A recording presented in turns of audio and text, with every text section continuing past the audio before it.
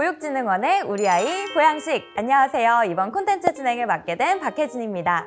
지난 편에 육아 관련된 질문과 답변을 우리 원장님과 함께 이야기를 해봤는데요. 이번 시간도 이어서 질문 드려보도록 하겠습니다.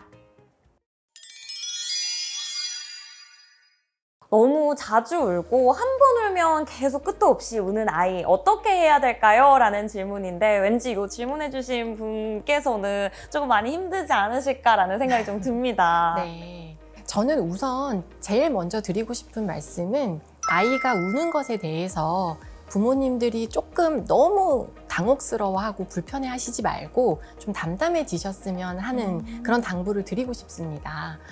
만 2세 이전의 아기들은 그냥 뭔가 불편하면 웁니다. 울면 부모들이 와서 주 양육자가 와서 이 불편한 부분을 해결을 해주고요. 그러면 아이는 내가 뭔가 좀 힘들어서 울었는데 누군가가 와서 나를 케어해주고 나를 다시 편안하게 해줬어. 이렇게 함으로써 아이의 정서 발달이 이 세상은 내가 힘들면 누가 와서 도움을 주는구나, 이걸 해결해 주는구나, 안전한 세상이구나 라고 하는 것들을 느끼게 되고요. 그리고 내가 울더라도 조금 기다리면 무언가 해결된다라는 이런 조절 능력을 또 가지게 될 수 있습니다. 그런데 만 3세 이후가 됐을 때는 아이의 울음은 정상 발달의 경우에는 대부분은 기능을 가지는 경우가 많습니다. 이 기능을 가진다는 것은 이유가 있다는 뜻이거든요. 즉 목적이 있다는 뜻입니다. 근데 보통 우리가 행동과학의 관점에서는 아이의 이 울음의 이유, 아이 행동의 이유를 크게 한 4가지 정도로 꼽거든요. 그게 첫 번째가 관심 끌기, 누군가의 관심을 끄는 것. 두 번째는 싫은 것을 피하기, 내가 하기 싫은 숙제라던가 뭔가 기다려야 하는 것, 이런 것들을 피하는 것. 그리고 세 번째는 원하는 걸 얻는 거예요. 장난감이라던가 음식이라던가 이런 원하는 것을 얻을 목적으로 우는 경우가 있고, 네 번째는 정상 발달 아이들한테는 잘 해당이 안 되는 이제 자기조절 감각 욕구라는 게 있는데, 이 네 번째는 제외하도록 하겠습니다. 그래서 앞에 3가지만 잘 기억해 주시면 되는데요. 예를 들면 엄마랑 같이 마트에 간 어떤 유치원생 아이가 있는데 엄마랑 미리 약속하지는 않았는데 장난감이 사고 싶은 거예요, 갑자기. 네. 그래서 사달라고 얘기를 하고, 근데 엄마는 당연히 그거는 오늘은 사려고 한 거 아니야, 오늘은 안 사, 이렇게 얘기를 하거든요. 그럼 그때부터 이제 아이가 울기 시작합니다. 그렇죠. 그래서 엄마의 노에 대한 행동으로서 아이가 울고, 근데 사람들이 이제 쳐다보니까 아이가 점점 더 크게 울고 이제 급기야는 들어 누워서 발버둥 치면서 울기까지 하는 거죠. 네. 그러면 처음에는 엄마가 안 사준다고 얘기를 했는데 뭔가 주변 의식도 되고 빨리 이 상황을 어떻게 해결해야겠다라는 어떤 당황스러움 때문에 어쩔 수 없이 장난감을 결국 사주게 됩니다. 그러면 아이 입장에서는 아이가 엄마 사주세요 했을 때는 엄마가 안 사줬어요. 그렇죠. 근데 엄마 사줘 이렇게 하니까 엄마가 사줬거든요. 그러면 이 아이한테서 기능을 가지는 행동은 이 울면서 소리치는 행동이 되거든요. 그렇기 때문에 이 행동은 기능을 가지게 되는 거고, 앞으로도 만약에 2번, 3번 이런 게 반복이 되는 거면 이 행동은 이제 확실한 기능을 가지게 돼서 앞으로도 이 행동이 강화가 되는 겁니다. 그래서 이런 어떤 목적이 분명한 울음을 해결하기 위해서는요, 일단 첫째로 이제 부모님들이 아이가 울어도 당황하지 않는 것, 바위처럼 단단한 마음으로 당황하지 않는 게 중요하고요. 그리고 나선 기다려야 돼요. 기다려서 얘 울음이 그칠 때까지, 울음이 그치고 설득이 가능한 상태까지 좀 기다립니다. 근데 이 기다리는 게 또 힘들 수 있어요. 공공장소에서 이렇게 난리를 치면 못 기다리거든요. 맞아요. 그럴 때는 빨리 주차장이나 차 안이라던가 화장실 근처라던가 이 시선이 좀 덜한 곳으로 빨리 아이를 번쩍 안고 이동을 하셔야 돼요. 그래야지만 부모님도 마음의 이제 평정심을 찾고 아이를 기다릴 수 있게 되거든요. 이제 그렇게 해서 아이가 진정되도록 기다린 다음에 못 사주는 상황에 대해서 간결하게 이야기를 하고 빨리 집으로 돌아옵니다. 그래서 아이한테는 내가 울고 떼를 썼더니 즐거운 쇼핑이 빨리 중단되고 집으로 돌아올 수밖에 없었다라는 결과를 학습을 시킵니다. 그렇게 여러 번 반복을 하다 보면 웬만하면 이제 뭔가 떼쓰고 뭔가 울음을 통해서 자기 주장을 관철하려고 하는 행동들은 사실 없어지게 되는 거죠. 또 이런 우는 아이들을 우리가 좀 어떻게 컨트롤을 해야 되는지 좀 알게 되는 것 같은데, 근데 저는 이렇게 아이들이 울음에 대해서 얘기를 하면은 제 한 3살 정도 됐을 때 가짜 울음을 우는 아이들이 또 굉장히 많잖아요. 약간 그럴 때는 그 아이의 뭔가 심리나 이 아이를 조금 어떻게 저희가 좀 육아를 하면 또 좋을까요? 네. 사실 가짜 울음을 운다 이런 얘기들을 하실 때 보면 뭐 동생이 태어났거나 또는 엄마 아빠가 내가 원하는 거를 옛날만큼 제깍제깍 들어주지 않을 때 이제 그런 경우들이 사실 많은데요. 굉장히 간단해요. 그냥 못 본 척 하는 거예요. 네. 그래서 이 아이한테 우리가 지금 의사소통 수단으로 사용해야 될 것은 언어이다 라는 거를 알려주는데 우리가 머릿속으로 보통 핑크색을 생각하지 마, 핑크색을 절대 생각하지 마 이러면 핑크색이 자꾸 떠오릅니다. 맞아요. 그런 것처럼 울지 마, 울지 마, 울지 마 이러면은 그게 부정적인 관심이라 할지라도 부정적인 관심이 됩니다. 관심 끌기 행동을 이제 만족하게 되거든요. 보상을 만족하게 돼요. 그래서 하지 말라는 것조차 사실 좋지가 않아요. 그리고 하지 말아야 될 행동을 할 때도 그걸 붙들고 이제 계속 두 번, 세 번 잔소리를 하고 이렇게 되면 결국 그 행동을 통해서 어찌 됐든 관심을 얻은 거잖아요. 그러니까 그 아이는 또다시 그 행동을 반복하게 돼요. 왜냐하면 이 행동이 계속 기능을 가지니까. 그래서 이 행동의 기능을 없애려면 관심을 안 주는 것이다. 이 행동의 기능을 없애는 것이다.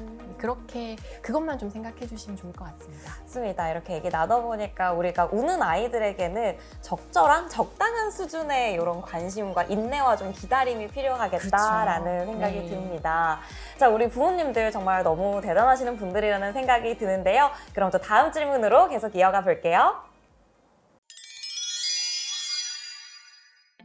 네, 그럼 네 번째 질문 드려보겠습니다. 아이가 가진 타고난 재능이 있다면 몇 살쯤 두각을 나타내서 우리 부모가 좀 알아볼 수 있을까요? 라는 질문입니다. 네. 이거 굉장히 궁금해하시는 분들 많으실 것 같아요. 네. 아기가 분만실에서 태어날 때부터 응애응애 울 때부터 걔 재능을 콕 찍어서 알 수 있으면 얼마나 좋을까요? 근데 이제 그렇지는 않고요. 그렇지만 생각보다 재능을 좀 빨리 알아차릴 수 있는 시기가 있습니다. 생후 24개월 정도가 됐을 때 거의 성인 뇌질량의 80% 정도로 성장을 하게 되거든요. 그러니까 우리가 평생 성인이 될 때까지 자라는 거에 비해서 만 2세 정도까지의 뇌 성장이 굉장히 드라마틱하고 이제 두드러진다라고 볼 수 있습니다. 또 이제 뇌 발달의 결정적 시기라는 것들이 있는데 돌 정도, 12개월에서 18개월 정도에서부터 시작해서 만 36개월 정도까지를 우리는 뇌 발달의 결정적 시기라고 부르는 시기가 있거든요. 그래서 사실 이 시기에는 언어가 조금 느리거나 뭐 눈맞춤이 조금 잘 안 되거나 발달이 조금 느리다 할지라도 이때 굉장히 집중적인 치료를 함으로써 사실 타고난 선천적인 특성을 조금 변화시킬 수도 있는 그런 시기로 볼 수 있습니다. 그래서 이런 점들을 좀 조합해 봤을 때는 생후 24개월에서 36개월 사이 정도가 일단 처음으로 고위 인지 기능이라는 대뇌 피질 기능이 발달하는 시기가 되고 또 수 개념이라고 하는 그런 추상적이고 고차원적인 기능 이런 개념을 이해하게 되는 시작하게 되는 시기이기 때문에요. 만 2, 3세경에 그래도 가장 빨리 아이의 재능을 만약에 재능이 있다면 발견할 수 있는 시기가 되지 않을까 생각합니다. 네. 이렇게 이제 뇌가 발달하는 좀 결정적인 시기가 있다라는 말씀을 해주셨는데 네. 또 많은 부모님들이 그럼 이 시기에는 우리 부모가 해줄 수 있는 게 어떤 게 있을까라는 생각을 하실 것 같아요. 네. 어떤 게 있을까요? 폴 맥클린이라는 사람이 파충류의 뇌 단계, 포유류의 뇌 단계, 그리고 인간의 뇌 단계 이렇게 3층으로 이제 구별을 하는데요. 해부학적으로 그 뇌의 제일 안쪽 부분에 가장 깊숙한 부분에 있는 게 생명 중추, 뇌간이라는 부분이 있는 부분인데 거기가 이제 파충류와도 다 똑같이 동일한 레벨로 가지고 있는 그런 이제 뇌 부분이고요. 그 뇌간 부분을 옆으로 둘러싸고 있는 바깥쪽으로 둘러싸고 있는 부분을 우리가 변연계라고 하는데 여기는 이제 감정과 관련된 뇌 부위입니다. 그래서 새끼를 낳아서 키우고 젖먹이고 이렇게 하는 포유류까지 이제 이 부분 동시에 가지고 있어요. 그리고 여기서 그 바깥 단계, 인간만이 가지고 있는 이제 대뇌 피질, 제일 바깥쪽에 이제 전두엽이라든가 전두엽이라든가 이런 3층 뇌, 그러니까 이성의 뇌 단계가 이제 3층 바깥에 있어서 생명, 감정, 이성 이렇게 1, 2, 3층으로 나눌 수가 있는데 앞서 말씀드린 것처럼 이 생명 중추는 이미 엄마 뱃속에서 이제 분만실에서 태어날 때 그때 이미 완성된 상태로 태어납니다. 이미 완성이 됐고 당연히 이제 생명이 잘 유지가 되지 않으면 감정과 이성도 다 필요가 없겠죠. 그러면 태어난 이후부터 학교에 들어가기 전 한 만 5, 6세 정도까지는 이 두 번째 2층 뇌, 감정 뇌가 발달을 하는 단계입니다. 그래서 이때는 아까처럼 기저귀가 젖으면 누가 와서 이렇게 기저귀를 갈아주고 배고프면 따뜻한 우유를 먹여주고 졸리면 따뜻하게 안아주고 이제 이런 상호작용, 정서적인 상호작용을 통해서 이 2층 감정뇌가 발달을 하게 되고요. 그래서 아이가 내가 힘든 상황이 있어도 조금 기다리면은 이게 해결될 수 있구나라는 그런 조절력을 가지게 됩니다. 그래서 이제 이런 부분들이 안전하게 안정적으로 발달을 하게 되면 만 5, 6세 정도가 되면 이제 제일 바깥쪽 부분 3층 대뇌 피질 부분이 발달을 이제 하게 되는 시기가 되거든요. 사실 이런 뇌발달 이론에 꼭 근거해서는 아니지만 우리 학교 들어가는 연령을 보면 보통 우리나라에서는 8살 때부터 학교를 가잖아요. 이때가 한 만 6세 정도 시기거든요. 굉장히 과학적인 근거가 있습니다. 학교에 들어가는 이 시기부터 대뇌 피질, 추상적인 사고라던가 어떤 통합적인 사고 능력이 발달하게 되는 시기이고 또 만약에 이때는 단체 생활을 많이 시작하는 시기가 되기 때문에 어떤 객관적인 지표, 선생님이라던가 다른 사람들로부터도 우리 아이가 좀 검증을 받을 수 있는 시기가 되고 또 학습 능력이 굉장히 두드러지게 성장하는 시기가 되기 때문에 2차적으로 뭔가 재능을 발견할 수 있는 시기는 이 시기가 되겠고요. 말씀드린 것처럼 이 학령기 이전의 어떤 정서적인 교감 그리고 학령기 이후부터는 적절한 학습적인 자극 이런 것들이 이제 부모님이 연령에 따라서 아이의 재능을 발달시키기 위해서 해주실 수 있는 최선이라고 생각합니다. 네, 이렇게 학교를 좀 다니기 시작하면 다른 아이들과 비교해서 좀 객관적으로 검증을 해볼 수 있으니까 더 확실하게 재능의 여부를 좀 판단해 보실 수가 있을 것 같습니다. 자, 그럼 또 다음 질문으로 넘어가 보겠습니다. 네, 5번째 질문입니다. 편식하거나 잘 먹지 않는 아이들은 좀 어떻게 하면 좋을까요? 라는 질문입니다. 진짜 아이가 안 먹으면 너무 속상해요. 힘이 들죠. 네. 너무 힘들고 걱정이 많이 될 것 같습니다.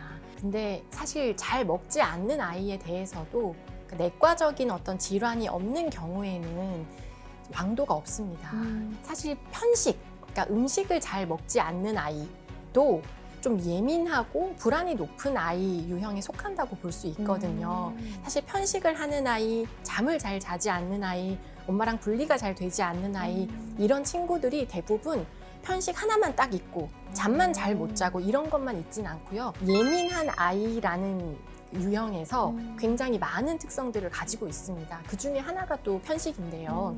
이 예민함, 불안, 편식, 음식을 조절하는 것이라는 걸로 봤을 때 사실 이 아이들은 이 상황을 내가 통제하겠다. 내가 좀 조절하겠다라는 것들이 사실 상당히 많이 있어요.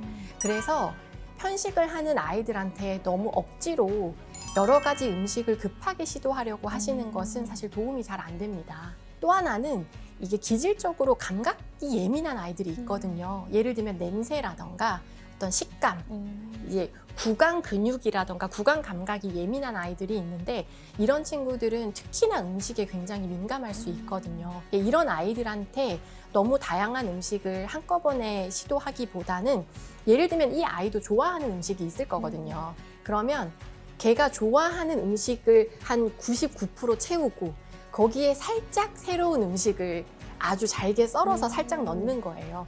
그런 식으로 100 중에서 99는 이제 얘가 좋아하는 거, 1%는 새로운 음식 이런 걸 이제 시도를 해서 만약에 이거 얘가 엉겹결에 모르고 잘 먹었어. 그럼 그 다음에는 조금 더 그 비중을 점점 높여서 새로운 음식들을 좀 천천히 시도하시는 게 좋기는 하거든요. 그리고 또 이 예민한 아이들의 경우에도 사실 이제 이런 친구들이 좀 어떻게 보면 완벽주의적인 경향이 있는 아이들도 있어요, 기질적으로. 그런 경우에는 집에서 엄마나 나한테 익숙한 가족들이 먹으라고 하면 잘 안 먹는데 어린이집을 가거나 단체 상황에 갔을 때 누구도 나한테 먹으라고 들이밀진 않지만 애들이 다 먹고 있는 그런 상황에서는 얘가 또 나도 좀 먹어야 되나 압박을 받게 됩니다. 그러면서 억지로 좀 시도를 하는 경우들이 있어서 대체로 어떤 친구들은 어린이집에서는 그럭저럭 먹는데 집에 오면 안 먹어요 이런 아이들이 있거든요.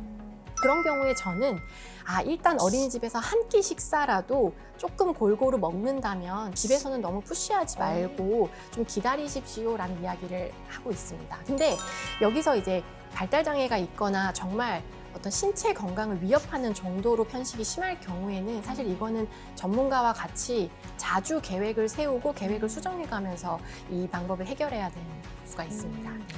네, 이렇게 부모님의 마음으로서는 잘 이렇게 어려움을 만나게 됐을 때 조급해지지 않고 또 침착하게 꾸준히 행동하기가 굉장히 어렵고 힘드실 것 같습니다. 우리 대한민국 모든 부모님들 모두 힘내셨으면 좋겠습니다. 오늘 육아와 관련된 많은 이야기들을 해주셨는데 우리 선생님 좀 어떠셨을까요? 부모님들이 정말 공부도 많이 하시고 육아도 너무너무 열심히 하시는 것 같아서 응원을 많이 하고 싶습니다. 네.